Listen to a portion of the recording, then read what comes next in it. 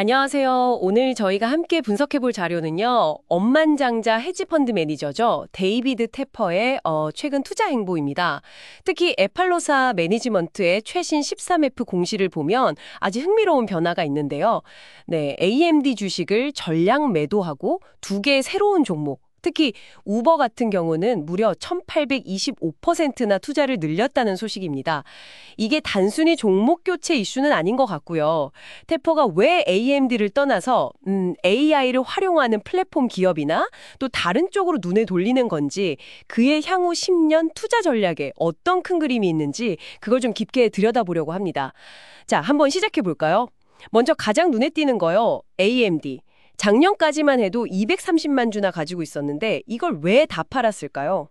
네, 그게 몇 가지 이유를 좀 생각해 볼 수 있을 것 같아요. 첫째는 아무래도 기술적인 변화 가능성. 지금은 GPU가 AI 연산의 거의 중심이잖아요. 그렇죠. 근데 앞으로는 특정 작업에 더 최적화된 맞춤형 반도체, ASIC나 NPU 같은 걸로 시장 구조가 좀 바뀔 수도 있다. 이런 판단을 했을 수 있고요. 그리고 두 번째는 생태계 문제도 좀 있을 수 있습니다. 경쟁사인 엔비디아의 쿠다 프레임워크, 그게 굉장히 강력하거든요. 네, 개발 환경 말씀이시죠. 맞습니다. 그거랑 비교하면 AMD의 AI 솔루션 생태계나 소프트웨어 접근성이 상대적으로는 좀 약하다. 이런 평가도 있으니까요. 테포는 향후 10년, 이 구조적인 성장 관점에서 보면 AMD 같은 칩 제조사보다는 오히려 다른 형태의 AI 활용 기업이나 플랫폼 기업에 더 큰 기회가 있다고 봤을 수 있습니다. 기존 GPU 제조사들 가격이 너무 높다거나 단기 과열 아니냐, 이런 위험도 고려했을 거고요. 아, 그렇군요. GPU 자체의 미래나 생태계를 보고 AMD를 정리했다. 그럼 그 빈자리를 채운 새로운 핵심 투자, SPYX ETF와 우버, 여기로 넘어간 이유가 궁금해지는데요. 하나는 친환경 ETF고 다른 하나는 기술 플랫폼인데 이게 좀 방향이 달라 보이기도 하고요. 네, 먼저 SPYX부터 보면요.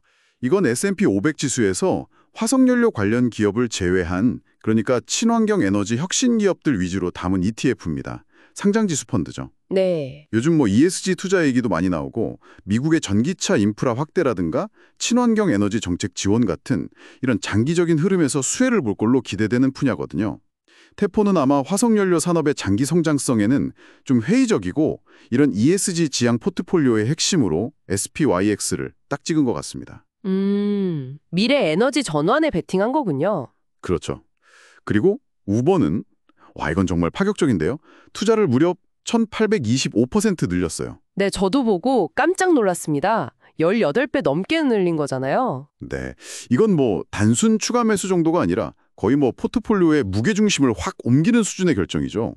이걸 그냥 차량 공유 회사로만 보면 좀 이해하기 어려울 수 있어요. 하긴 그렇죠. 근데 우버가 이제 AI 기반으로 배차를 최적화하고 우버 이츠, 음식 배달이나 우버 프레이트, 화물 운송처럼 데이터 기반 물류, 또 다양한 서비스로 계속 확장하고 있잖아요. 네, 플랫폼으로 진화하고 있죠. 맞습니다. 테퍼는 우버가 AI를 통해서 이동 수요를 예측하고 더 나아가서는 자율주행 시대까지 바라보는 AI 기반 모빌리티 슈퍼앱이 될 수 있다.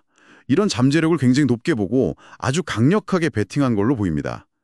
데이터랑 플랫폼 힘으로 이동, 배송 이걸 다 아우르려는 큰 그림을 보는 거죠. 와, 정말 흥미로운 해석이네요. 그럼 AMD 매도 그리고 SPIX와 우버 비중 확대, 이 결정들을 꿰뚫는 어떤 공동적인 주제, 핵심 테마가 있을까요? 네, 크게 두 가지 키워드로 요약할 수 있을 것 같아요.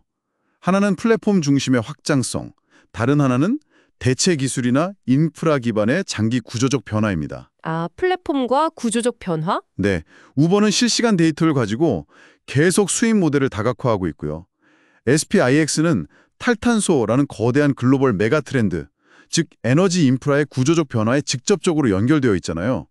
둘 다 현재보다는 미래의 어떤 구조 변화에 초점을 맞춘 투자다. 이런 공통점이 있는 거죠.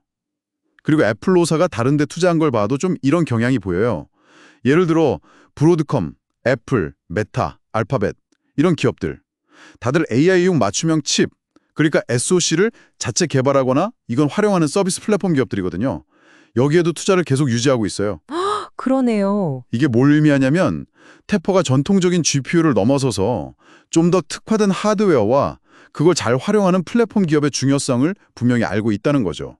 특히 브로드컴 같은 경우는 AI 칩 설계 분야에서 엔비디아의 대안으로 떠오를 가능성도 좀 주목하는 것 같고요. 그렇군요. 정리하자면 데이비드 테퍼는 지금 당장의 AI 반도체 열풍, 그 너머를 보고 있다는 거네요.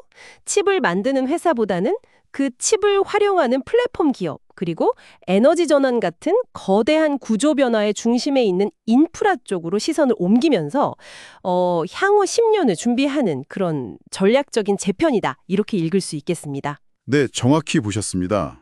이게 그냥 종목 몇 개 바꾼 게 아니라 앞으로 10년을 이끌어갈 핵심 동력이 뭐냐, 여기에 대한 아주 명확한 관점을 보여주는 전략적 선택이라고 봐야 합니다. 단기적인 어떤 위험은 좀 피하면서 구조적인 변화가 가져올 장기 성장 기회를 먼저 잡겠다. 이런 의도가 분명히 보이는 거죠.